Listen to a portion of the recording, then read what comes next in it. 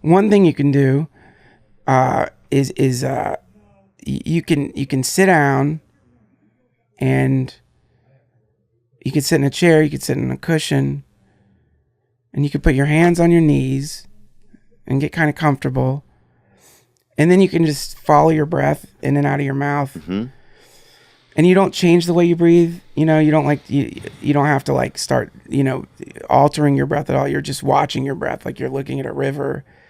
And then when you start thinking, as you will, you think to yourself, thinking. And then you just go back to your breath. Mm. So no matter, I mean, maybe like suddenly you have like a childhood memory. Right. You know, and you're like remembering just with just perfect clarity what it looked like when that withered old man went into the air, his cane spinning off into the grass, his body tumbling down into the ditch fire. Yeah.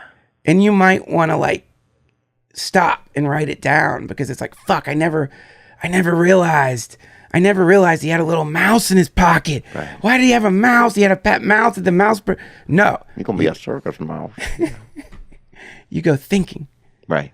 And then you go back to the breath. And you do that for 10 minutes. And it sounds so absolutely ridiculous, but many people have not stopped Thinking. moving. They're always doing something. Yeah, my mother's like that. I'm like that a lot. Me too. We all are. So just something like that is a cool little way to begin to like play around with like watching what's going on. Right. With most people are living in these two lives. Yes. The thought realm and this world. And most of us are getting jerked back and forth between those two. And we don't even realize it. You don't even realize that. I mean, if you want to think of something really fucked up and really a true mind fuck, you don't remember much that you do. The odds are you're living in a forgotten memory. You're walking through a memory that you won't ever remember again. Yeah.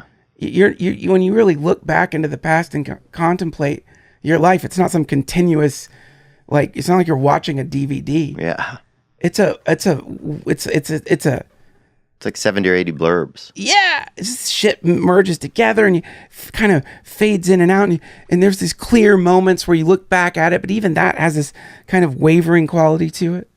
So when you realize, like, oh shit, like, I'm not gonna remember the Chipotle I had 6 months ago. Right. I mean, do you eat Chipotle? Mm-mm.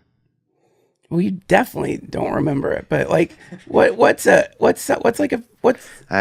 dude, you just made me think. I had some guavas a couple years ago that I fucking never would have thought about until there you go. Even mentioned this. The guavas, or whatever. I don't know, man. Think like, I guarantee, a decade ago. Oh yeah, I had raisins. Probably I had a lot more turkey sandwiches. I'm gonna guess a decade ago that you had a really nice meal. Yeah. I mean, it was fucking good, and it was maybe expensive. Yeah. And you maybe were on a date or something. I don't know. Yeah.